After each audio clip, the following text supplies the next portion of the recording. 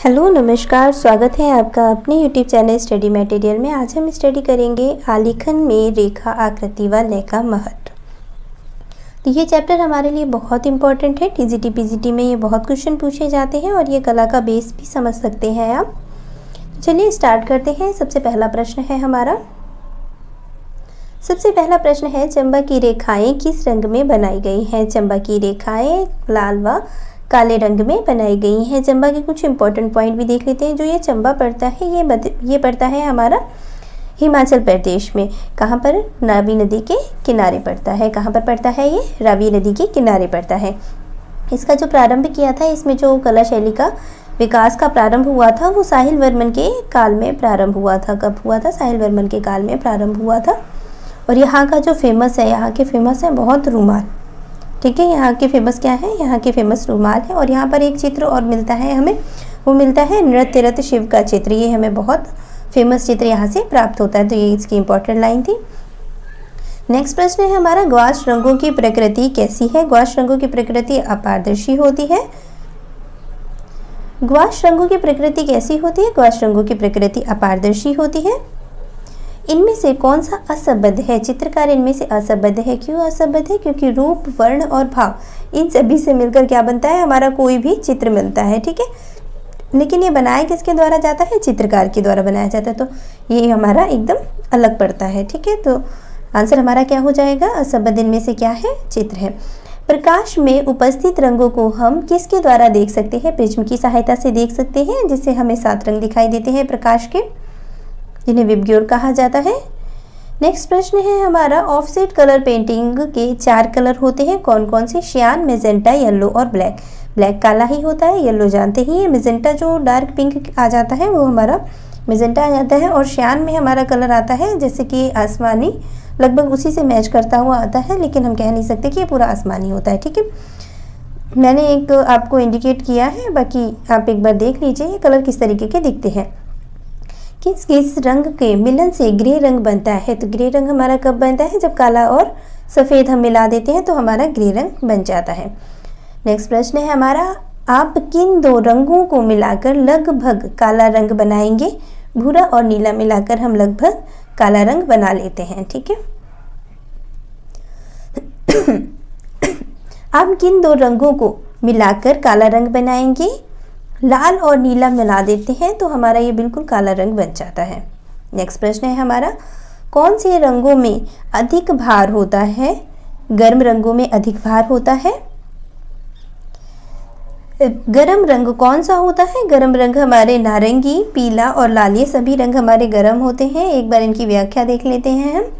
प्रकाश रंग संरचना में गर्म रंग का इस्तेमाल नहीं होता है। दर्शकों की आंखों में रंग चुभने नहीं चाहिए। लाल, पीला, नारंगी रंग जो होते हैं वो गर्म होते हैं, जबकि नीला, हरा, भूरा, सफ़ेद ये ठंडे रंग होते हैं। नारंगी रंग पीले रंग से अधिक गर्म होता है, लाल रंग कम गर्म होता है। अर्थात यह पीले एवं लाल के मध्य का रंग है, क्योंकि इसे लाल एवं पीले दोनों रंगों का मिश्रण होता है। ठीक है, नेक्स्ट प्रश्न है हमारा, इनकी कुछ वो भी देख लीजिए। देखिए, लाल रंग जो होता है ये उत्तेजक और आकर्षक होता है। यह सक्रिय और आक्रामकता का प्रतीक होता है। इस रंग से वीरता, साहस, श्रृंगारिक, तीव्र और कामुक भावनाओं का अभिव्यक्तिकरण संभव हो जाता है। नीला रंग शांत, मधुर, निष्क्रिय, ईमानदारी, आशा, लगन आदि का प्रतीक होता है। हरा रंग विकास, प्रजनन और समृद्धि का प्रतिनिधित्व करता है। अफ्रीका में लाल रंग शोक का प्रतीक होता है। पश्चिमी संस्कृति में लाल रंग घातक पापों के क्रोध का प्रतीक है। पीला रंग प्रसन्नता, दिव्यता तथा यश आदि का प्रतीक है। श्वेत रंग प्रकाश युक्त, हल्का एवं कोमल होता है। स्वच्छता, पवित्रता एवं ये सत्य का प्रतीक होता है। ठीक है, नेक्स्ट प्रश्न है हमारा, निम्नलिखित में से गर्म रंग कौन सा होता है? अभी पढ़ा हमने, लाल रंग ये गर्म रंग होता है। लाल रंग किसका प्रतीक होता है? पराक्रम का, साहस का प्रतीक होता है। कौन सा रंग ठंडा रंग होता है? नीला रंग ठंडा रंग होता है। शीतल प्रभाव उत्पन्न करने वाले रंग होते हैं। नीला रंग नीला और हरा दोनों ही शीतल प्रभाव उत्पन्न करते हैं। नेक्स्ट प्रश्न है हमारा, प्रजनन एवं विकास का प्रतीकात्मक रंग कौन सा होता है? हरा रंग होता है। सर्वाधिक सामंजस्य उत्पन्न करने वाले वर्ण हैं कौन से? लाल और हरा सर्वाधिक सामंजस्य को उत्पन्न करता है। किस वर्ग में कंपन गति सबसे अधिक होती है? बैंगनी रंग में सबसे अधिक कंपन गति होती है। कितनी होती है? कंपन गति को हम रेडिएशन कहते हैं। ये इन्होंने सही अनुवाद नहीं किया है। रेडिएशन कहा जाता है और रेडिएशन को हिंदी में विकर्ण कहा जाता है।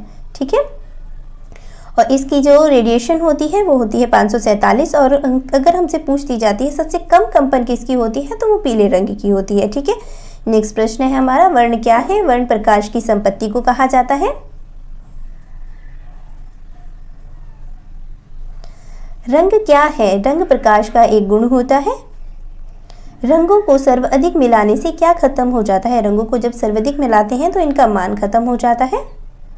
डिटेल देख लेते हैं। वर्ण में 3 गुण होते हैं, रंगत होते हैं, मान और संघनता। मान रंगत में हल्केपन तथा गहरेपन का प्रतीक होते हैं। धोतक मतलब प्रतीक होता है। श्वेत से काले की ओर रंग का परिवर्तन उसके मान को कम करता है। चूंकि रंगों को अधिक मिलाएंगे तो गहरापन बढ़ेगा और गहरापन उसके मान को कम या खत्म करेगा। ठीक है, ये इसका इंपॉर्टेंट पॉइंट था। नेक्स्ट प्रश्न है हमारा, रंगत के हल्के व गहरेपन को क्या कहा जाता है? रंगत के हल्के व गहरेपन को तान कहा जाता है। तान रंगत के हल्के व गहरेपन की ओर संकेत करता है। किसी भी रंग में श्वेत तथा काले के मिश्रण से विभिन्न प्रकार की तान प्राप्त की जा सकती है। ठीक है, और इसका नोट देख लेते हैं। अंग्रेजी संस्करण में इसे वैल्यू कहा जाता है, हिंदी अर्थ में इसे मान कहा जाता है और हिंदी संस्करण में यान दिया गया है। ठीक है, नेक्स्ट प्रश्न है हमारा, तो यान से पूछ दिया जाए तो आपको यान लगाना है, मान और वैल्यू दोनों ही लिख दिया जाए तो आप समझ सकते हैं। ठीक है, नेक्स्ट प्रश्न है हमारा, रंग की तकनीकी भाषा किसे कहते हैं? ह्यू को कहा जाता है रंग की तकनीकी भाषा। ठीक है, ये इस तरीके से लिखा जाता है। नेक्स्ट प्रश्न है हमारा, इंद्रधनुष में रंगों का क्रम बताइए। इंद्रधनुष में रंगों का क्रम है बैंगनी, नीला, आसमानी, हरा, पीला, नारंगी और लाल।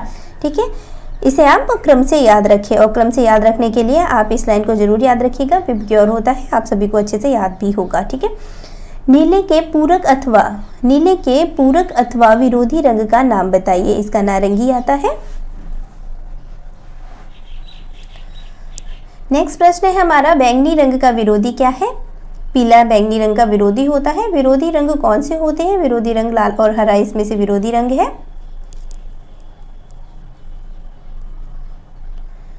प्राथमिक रंग कौन से होते हैं? प्राथमिक रंग ऐसे रंग होते हैं जो अन्य रंगों के मिश्रण से नहीं बनाए जाते हैं और जो प्राथमिक रंगों के मिश्रण से बनाए जाते हैं उन्हें सेकेंडरी रंग कहा जाता है, द्वितीयक रंग कहा जाता है। ठीक है, और इसका जो इम्पोर्टेंट पॉइंट है, हरा, बैंगनी, नारंगी द्वितीयक रंग होते हैं क्योंकि इन्हें प्राथमिक रंगों के मिश्रण से बनाया जाता है। पीला और नीला मिलकर हरा बनाता है, नीला और लाल मिलकर बैंगनी और लाल और पीला मिलकर नारंगी बनाता है।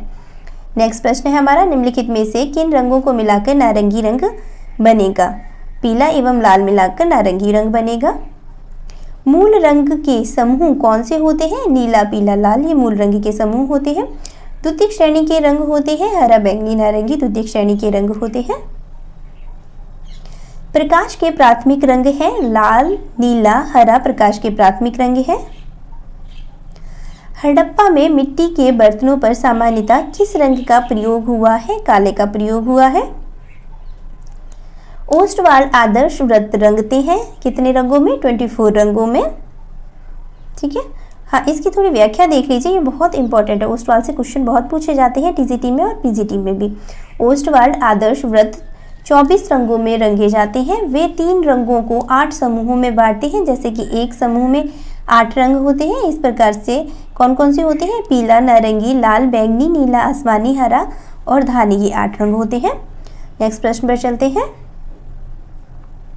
सुप्रसिद्ध जर्मन विद्वान प्रोफेसर विल्हम ओस्टवाल्ड ने कितने रंगों का चक्र प्रयुक्त किया है? 8 रंगों के चक्र को प्रयुक्त किया है। ओस्टवाल्ड रंग की रचना कहाँ के वैज्ञानिक ने की है? जर्मन के वैज्ञानिक ने की है। ओस्टवाल्ड ने कितने रंगों को रंगत चक्र में रखा है? ना 7 है ना 4 है, अभी पढ़ा हमने। इनमें से कितने रंगों को रखा है? 8 रंगों को रखा है। नेक्स्ट प्रश्न है हमारा, मुंशेल अल्फ्रेड हेनरी के अनुसार प्राथमिक रंगों की संख्या कितनी होती है?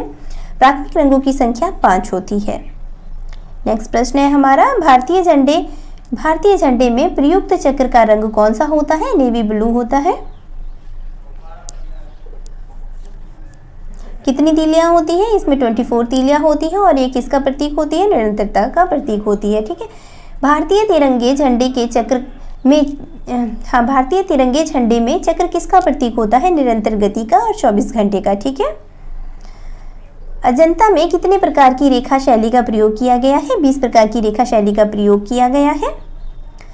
रेखाओं द्वारा भाव प्रदर्शन की शैली की विशेषता है? अजंता शैली की विशेषता है। यहाँ पर रेखाओं द्वारा भाव को प्रदर्शित किया गया है। नेक्स्ट प्रश्न है हमारा, पूर्व मध्यकालीन कला के चित्र लय एवं गतिपूर्ण है। ठीक है, तो इन्होंने पूछा है कि ये पूर्व मध्यकालीन जो कला है किससे पूर्ण किए गए थे? ये इसके जो चित्र किससे पूर्ण किए गए थे? ये लय एवं गति से पूर्ण किए गए थे। नेक्स्ट प्रश्न है हमारा, अधिकांश प्रागैतिहासिक चित्रों का रंग क्या है? गेरुआ रंग है।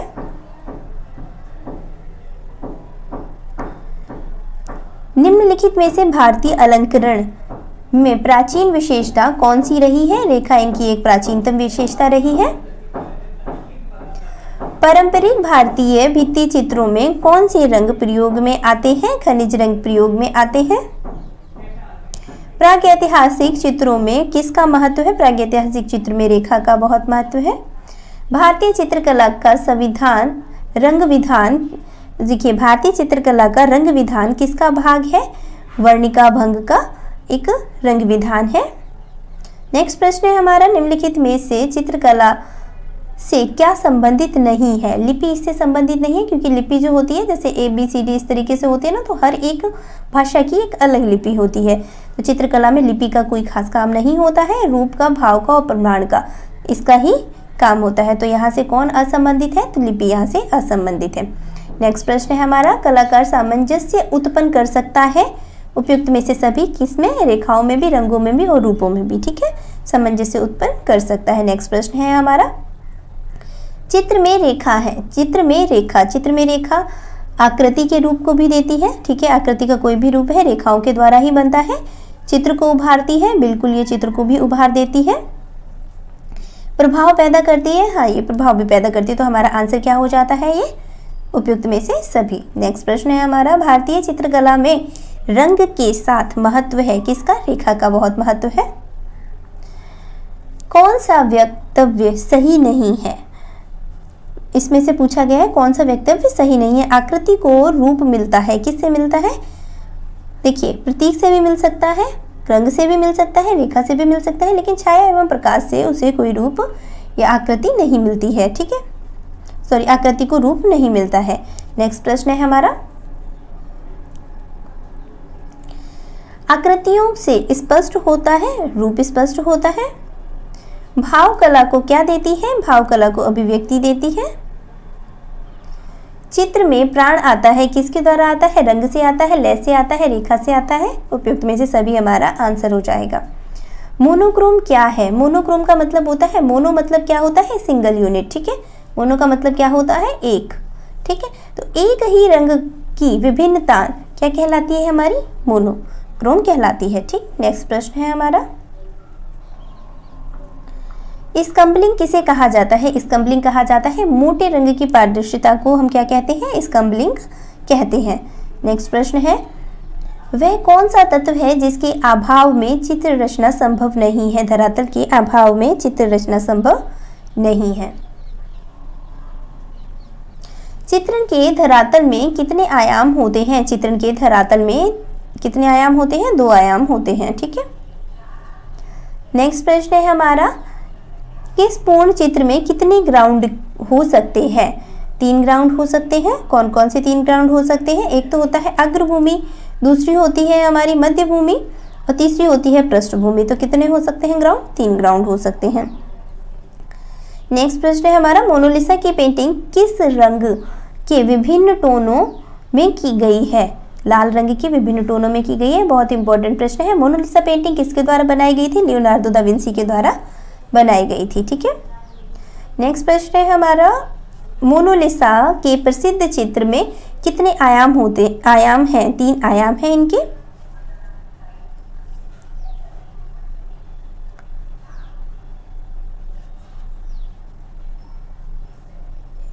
दो बिंदुओं के बीच की दूरी कहलाती है रेखा कहलाती है। एक ये बिंदु एक ये बिंदु, दोनों को मिला देते हैं तो हमारी क्या बन जाती है, रेखा बन जाती है। ठीक है, दो बिंदुओं के मध्य की दूरी को क्या कहा जाता है, रेखा कहा जाता है।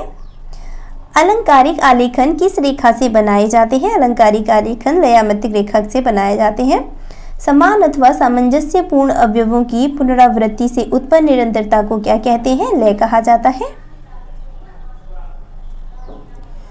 चित्र में कर्णवत रेखाएं किस मनोभाव को व्यक्त करती हैं, व्याकुलता को व्यक्त करती हैं।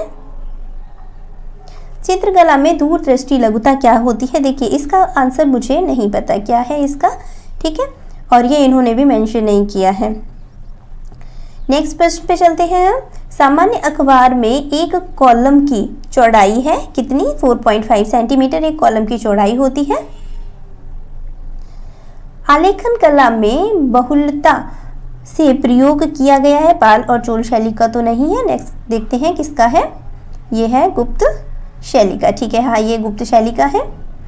नेक्स्ट प्रश्न है, आदि मानव चित्र बनाने के लिए किन रंगों का प्रयोग करते थे, जानवरों की चर्बी को रंग में मिलाते थे जिससे ये स्टेबल हो जाते थे और काफ़ी दिनों तक चलते थे। ठीक है, नेक्स्ट प्रश्न है हमारा, नीले रंग आयातित है कहाँ से, अफगानिस्तान से नीले रंग को लाया गया है।